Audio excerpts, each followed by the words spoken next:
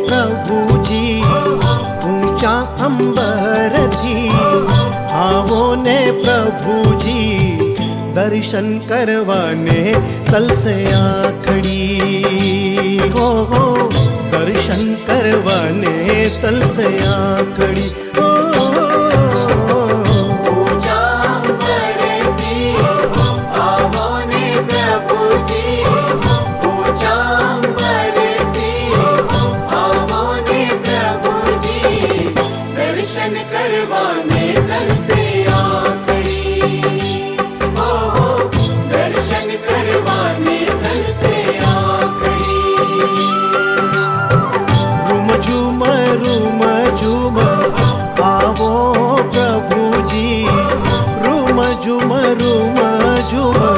आवो प्रभु जी राह जोई में खातड़ी हो, दर्शन करवाने तल से आकड़ी हो।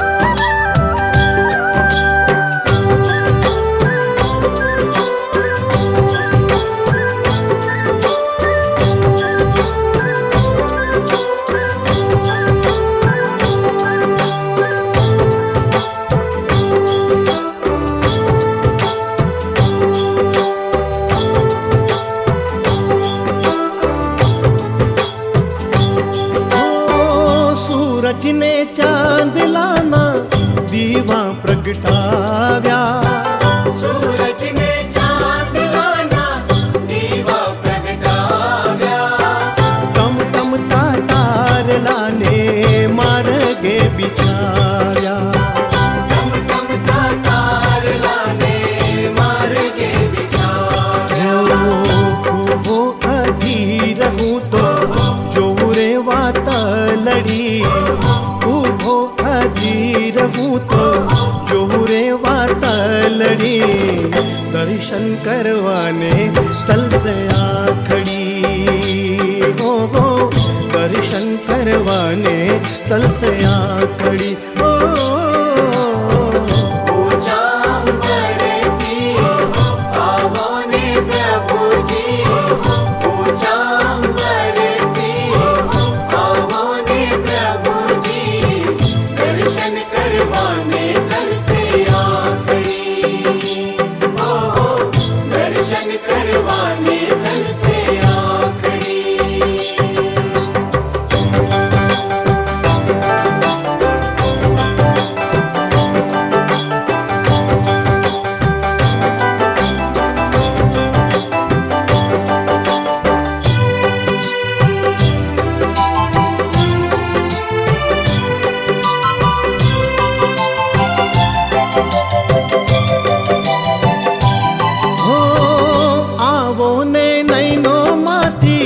अमीरस वरसावजो, आवो ने नैनो माथी अमीरस वरसावजो, काको ने कर्मो मारा भक्ति स्वीकार जो, काको ने कर्मो मारा भक्ति स्वीकार जो।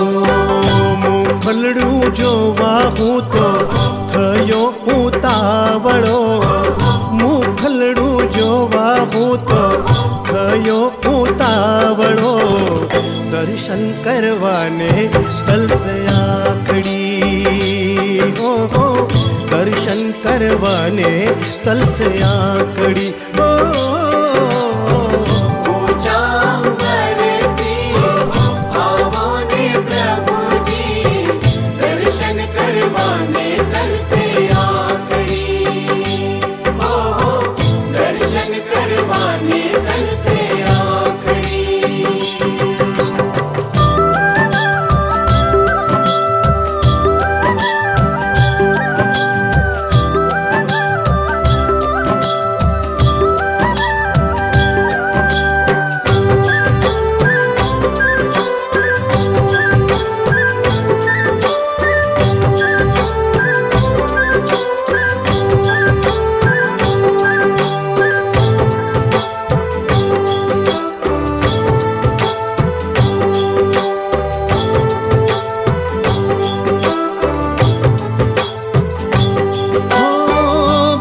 ભક્તિને ભાવથી નમન કરતા ભક્તિને ભાવથી નમન કરતા મસ્તક અમારું તારા ચરણોમાં ધરતા મસ્તક અમારું તારા ચરણોમાં ધરતા આતુર તુમ સંગે કરતા વાતલડી આતુર તુમ સંગે કરતા વાતલડી દર્શન કરવાને કલસે આખડી ઓહો દર્શન કરવાને કલસે આખડી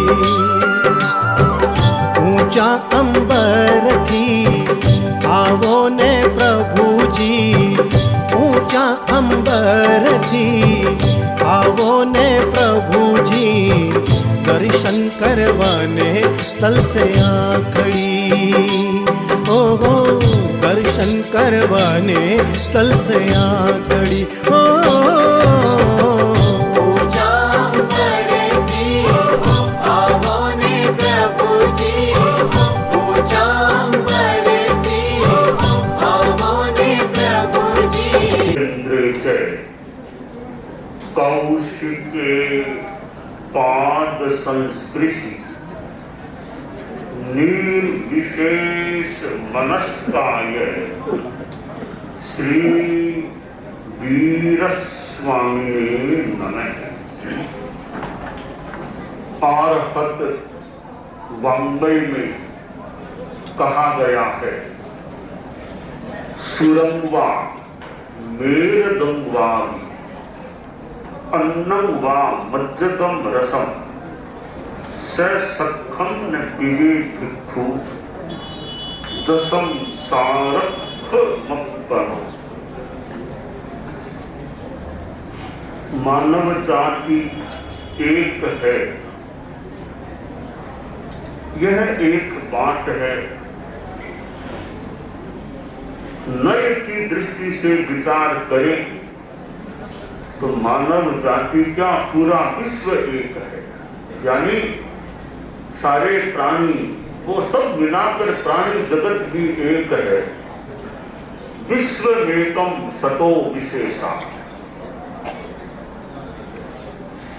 संग्रह नए की दृष्टि से देखें तो एकता ही एकता दिखाई दे सकती है। अयम निज है परो वेति गणना लघु चेतसा उदार चरिता नाम तो वसुधैव कुटुम्बकम्। एक संकीर्ण वृत्ति के आधार पर भी यह अपना यह पराया यह अपना यह पराया चिंतन किया जा सकता है और कहीं उपयोगिता के आधार पर भी मेरा तेरा का विचार हो सकता है। विश्व एक परिवार है। सापेक्ष बात है। संग्रह नए के संदर्भ में सोचें तो एकता एकता एकता एकता हो जाती है और व्यवहार नए से विचार करें तो अनेकता भेद भेद भेद भेद फिर भेद वह भी देखा जा सकता है। सारांश इतना निकल सकता है कि मैत्री भाव रहे। मैत्री के संदर्भ में भी सब एक है, कोई लड़ाई झगड़ा फालतू किसी से न हो। जीवन में आदमी उदारता इस अर्थ में कि सबके साथ मैत्री है और यह मेरा तेरा यह कहीं तो उपयोगिता के आधार पर हो सकता है, कहीं संकीर्णता के आधार पर हो सकता है। यह मेरा यह तेरा ममत्व के आलोक में भी मेरा तेरा की बात हो सकती है। एक परिग्रह की चेतना वाला आदमी सोचता है कि मेरा सो मेरा, तेरा सो भी मेरा। कि मेरे पास 2 रुपया धन है, वो तो तुम्हारा भी मैं ले लूं, वो भी मुझे मिल जाए, मेरा सो मेरा, तेरा सो भी मेरा हो जाए, वो भी चीजें मुझे मिल जाए। ये परिग्रह की चेतना का दृष्टिकोण है कि दूसरों की चीज भी मुझे मिल जाए, मुझे मिल जाए। एक उदार दृष्टिकोण वाला कहता है कि तेरा सो तेरा और मेरा सो भी तेरा। ये उदारता का दृष्टिकोण है। एक साधु पुरुष जो अध्यात्म के आलोक में सोचता है, निश्चय लय में सोचता है, वो सोचता है ना कुछ तेरा ना कुछ मेरा, दुनिया रयन बसेरा। भी तेरा मेरा क्या है, दुनिया में है कभी जाना है। ये निश्चय और अध्यात्म के आलोक में चिंतन हो सकता है। तो यह एकता और अनेकता मैत्री भाव के संदर्भ में एकता की बात भी हो सकती है और कहीं उपयोगिता के आधार पर यह भिन्नता या अनेकता भी हो सकती है। तो एकता अनेकता को दार्शनिक दृष्टि से भी नयवाद, अनेकांतवाद, प्रमाण, इन संदर्भों में भी मान लो विवेचित किया जा सकता है, संग्रह, नए व्यवहार, नए आदि के आलोक में। और मैत्री के संदर्भ में भी लड़ाई झगड़ा, द्वेष विद्वेष, वैर भाव किसी से मत रखो, किसी से घृणा मत करो। गुण ऊंचो गुण नीचो ये भी विवेचन का विषय हो सकता है, पर घृणा नफरत के संदर्भ में ऊंचे नीचे के आधार पर घृणा को प्रश्रय नहीं मिलना चाहिए। भेद और अभेद, दुनिया में इतने संप्रदाय हैं, धर्म संप्रदाय पंथ हैं, अब उनमें देखें तो भेद भी है, देखें तो अभेद भी है। अभेद कैसे है और भेद कैसे है?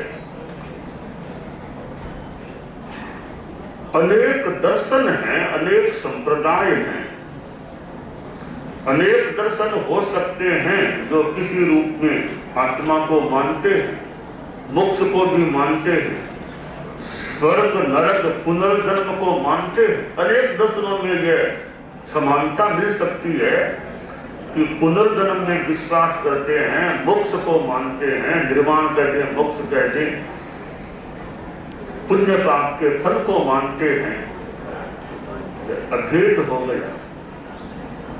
भेद में जाएं तो किसी किसी सिद्धांत में भिन्नता भी हो सकती है। वो आत्मा को किस रूप में मानते हैं, कोई किसी रूप में माने, कोई किसी रूप में माने। आत्मा को मानने वाले भी किस रूप में आत्मा को मानते हैं, पुनर्जन्म का सिद्धांत किस रूप में मानते हैं। कोई कहते पुनर्जन्म तो है और पुरुष तो मरकर के पुरुष ही होगा, यह कोई अवधारणा। कोई कहती पुरुष है और भी कुछ बन सकता है। तो यूं भेद की बातें भी हो सकती है। भेद है तो लड़ाई झगड़े का फालतू वो कारण न बने। बाकी तो जो जैसा है वैसा जान लेना, यह तो यथार्थ का आराधन है। जो जैसा है वैसा मान लेना। हमारे पास जब तक केवल ज्ञान नहीं हो, पूरा तो ज्ञान है नहीं, सीमित ज्ञान है और अज्ञानता है, इसलिए मिथ्यात्व है, यह भी कहना कठिन है। अज्ञानता तो फिर 12वें गुणस्थान तक है, 12वें गुणस्थान तक अज्ञानता है, केवल ज्ञान नहीं है। तो अज्ञानता तो हो ही गई। तो अज्ञानता के होने से मिथ्यात्व हो जाए, यह सिद्धांत परिपूर्णतया तो ठीक होना मुश्किल है।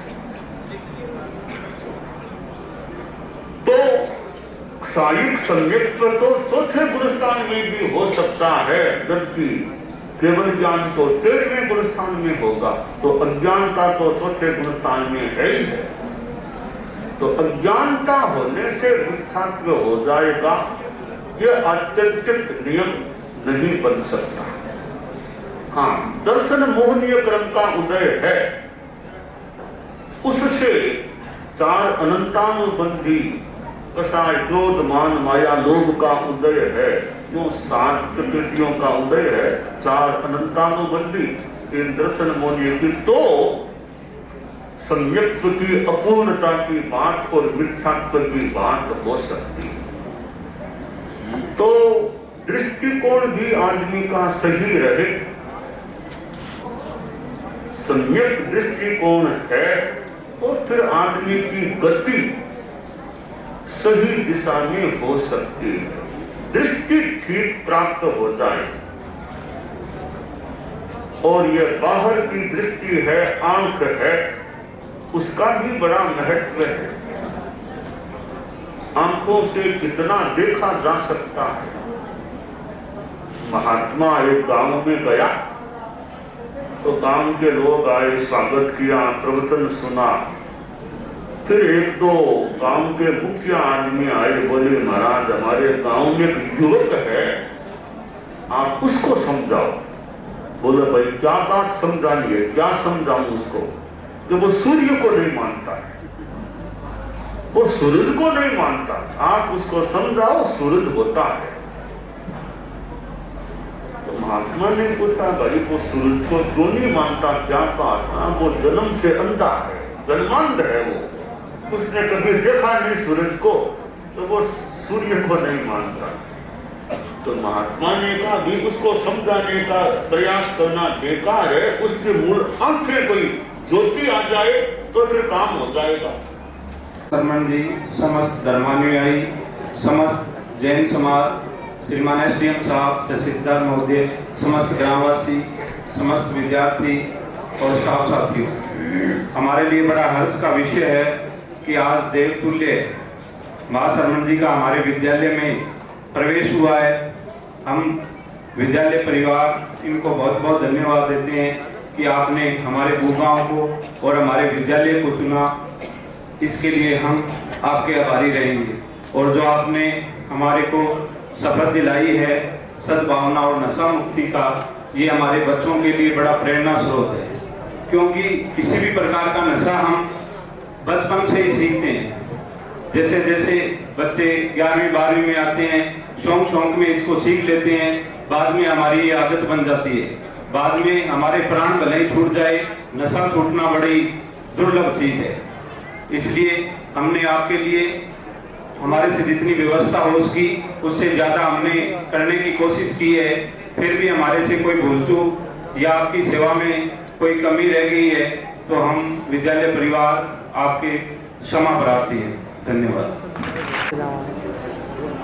मैं सबसे पहले आचार्य श्री महाशर्मन जी के चरणों में सशक्त नमन करता हूं। बड़े सौभाग्य की बात है, ये बालकों से मैं निवेदन करूंगा शांति बनाए रखें, है ना, बात नहीं करे भाई प्लीज, है ना। ये परम सौभाग्य की बात है कि अपने बीच में इतने बड़े आचार्य और इतने बड़े जैसे हमारे पूर्व वक्ता इस विद्यालय के प्राचार्य जी के द्वारा जैसा बताया गया कि देवतुल्य एक शख्सियत अपने बीच में पधारे हैं और इनके साथ में पधारे हुए समस्त साधु महात्मा और साध्वी श्री, इनके भी चरणों में मैं सशक्त नमन करता हूं। इस अवसर पर बाहर से पधारे हुए गुरुवर के साथ में जितने भी आचार्य श्री के साथ में जो श्रद्धालु पधारे हैं उनको भी मैं उनका स्वागत करता हूं। इस विद्यालय परिवार के समस्त मेरे साथी, बुद्धिजीवी शिक्षक बंधुओं और प्यारे छात्र छात्राओं, मातृशक्ति, ये मैं जैसा आपसे निवेदन कर रहा था, जैन समाज अपनी आदि संस्कृति का एक महत्वपूर्ण पार्ट है। और आप देखिए, गुरुवर के मुख से निकला हुआ प्रत्येक शब्द जो है अपने लिए अमृतवाणी है। और आप जैन समाज के कुछ जो शिक्षाएं हैं, यदि मैं कहता हूं कि इनको अपने जीवन में आत्मसात कर लें अपन, तो ये मान के चलिए कि इस सृष्टि से अपराध और असौहार्द वाला वातावरण देखने को कतई नहीं मिलेगा। पर जैसा गुरुवर अभी फरमा रहे थे, आत्मा परमात्मा मोक्ष निर्वाण के बारे में जानकारी दे रहे थे, साथ में ही अपने विभिन्न प्रकार के जीवन में व्यसन जो आदमी ग्रहण कर लेता है और किस प्रकार से उससे जीवन बर्बाद हो जाता है। अपन सभी लोगों का जीवन तभी सार्थक होगा कि आज जो आचार्य श्री अपने यहाँ पधारे हैं और इनके द्वारा दी गई शिक्षाएं, उनको यदि अपन जीवन में उतारेंगे तो निश्चित तौर पे अपना जीवन सफल माना जाएगा। वरना तो फिर अपना ये मान के चलिए कि इधर से सुना अपन ने और इधर निकाल दिया। मैं जितने भी महानुभाव विराजे हैं सभी से निवेदन करूंगा, वैसे जो गुरुवर आचार्य श्री के साथ में है वो तो निश्चित तौर पे उनको तो मैं नमन करता हूं कि इतने त्याग और अपने समय धन और उन सभी को जो है छोड़ते हुए आचार्य श्री के चरणों में उनकी सेवा में रहते हुए मानव जीवन के कल्याण के लिए जो काम कर रहे हैं, निश्चित तौर पे तारीफ के काबिल है। जैन धर्म के बारे में काफी कुछ पढ़ा है मैंने, और सभी बालक, ये जितने भी छात्र बैठे हैं, पढ़ा होगा आप लोगों ने भी। जैन धर्म की शिक्षाएं पढ़ी नहीं पढ़ी आपने, है ना? जैसा गुरु और आचार्य श्री फरमा रहे थे, चोरी से लेकर के, झूठ नहीं बोलने से लेकर के, किसी भी प्रकार का या अपनी तरह जो है आज की तारीख में मनुष्य जो है, मेरा ये मानना है, आचार्य श्री के सामने कुछ बोलना मैं ज्यादा बोलना उचित नहीं समझता हूं। मेरा ये मानना है कि मनुष्य जीवन में जो सामाजिक प्राणी है वो ज्ञानी है, और ज्ञानी आदमी हमेशा दुखी रहता है। दुखी इसलिए रहता है कि वो, जैसे जैन धर्म की एक शिक्षा है अपरिग्रह, मैटेरियलिस्टिक होता है, भौतिकवाद में डूबा रहता है और उसके पीछे फिर वो भागता रहता है, दौड़ता रहता है। ज्ञानी है तो चूंकि दुखी है। और जो आदमी परम ज्ञानी है, जो अपने सामने आचार्य श्री और ये सभी साधु महात्मा विराजे हैं, जो परम ज्ञान में डूबे हुए हैं, जिनको परम ज्ञान है, जो दुनिया के इस मोह माया से दूर है और मानव कल्याण के लिए 24 घंटे जो काम करते हैं और मानव कल्याण के लिए सोचते हैं। तीसरा आदमी आता है अज्ञानी आदमी। अज्ञानी बहुत कम है। कहीं कोई दुर्भाग्य से किसी भगवान की कोई मेहरबानी नहीं मिली हो तो आदमी अज्ञानी हो सकता है, इसके पीछे कोई जेनेटिक इफेक्ट हो सकता है। बाकी ज्यादातर व्यक्ति ज्ञानी होते हैं और वो दुखी होते हैं। और परम ज्ञान, जैसा आचार्य श्री फरमा रहे थे कि अपन को सभी प्रकार की जो दुनिया में भौतिकवाद और आपके मोह माया से दूर हट करके यदि अपन जीवन कल्याण के लिए यदि कोई काम करेंगे तो निश्चित तौर पे मानवता के लिए और अपने समाज और परिवार के लिए भी बहुत अच्छा रहेगा। मैं आचार्य श्री के चरणों में एक बार पुनः नमन करता हूं और इस आशा और विश्वास के साथ कि अपन सभी लोग जो है मानव कल्याण के लिए आचार्य श्री के दिए हुए उद्बोधन को अपन आत्मसात करके समाज के लिए, परिवार के लिए, सभी के लिए अच्छा काम करते हुए आगे बढ़ेंगे। एक बार पुनः आचार्य श्री के चरणों में नमन करता हूं। मैं साथ में, चूंकि इस उपखंड का उपखंड अधिकारी होने के नाते, एक बार पुनः आपके स्वागत के साथ में यह भी निवेदन करना चाहता हूं कि व्यवस्थाओं में निश्चित तौर पे बड़ा दुर्गम जो है ये यात्रा है, और उस यात्रा में दुर्गम से मेरा तात्पर्य जीवन जो है, साधु वर्ग का जो जीवन है बड़ा दुर्गम और बहुत ही कठिनाई वाला होता है। बहुत बड़ा त्याग करने के बाद में इस प्रकार के रास्ते पर आगे बढ़ता है आदमी। तो हो सकता है कि हमारी व्यवस्थाओं में कुछ खामी हो, तो मैं पुनः, जैसा हमारे प्रिंसिपल साहब ने भी कहा, हो सकता है मानवीय स्वभाव है, कुछ खामियां रह सकती है, तो मैं एक बार पुनः आपसे माफी चाहूंगा कि किसी भी प्रकार की कमी हो तो हमें आपके ही इस का हिस्सा मानते हुए माफ करें। एक बार पुनः आप सभी का, जितने भी महानुभाव पधारे हैं उनका मैं स्वागत करता हूँ, आचार्य श्री के चरणों में नमन करता हूँ। आज के यहाँ पे पधारे हुए श्रीमान राजेंद्र सिंह जी चंपावत एसडीएम जसवंतपुरा एवं यहाँ के रविंद्र कुमार जी राजकीय सीनियर सेकेंडरी स्कूल के अनवरत जैन विश्व भारती द्वारा उन्हें स्मृति चिन्ह प्रदान किया जा रहा है। तो मैं अपादेव साथी कोमल जी डागा और कुलदीप जी नौलखा से कृपया विनती है आप इन्हें स्मृति चिन्ह प्रदान कर स्वागत करें।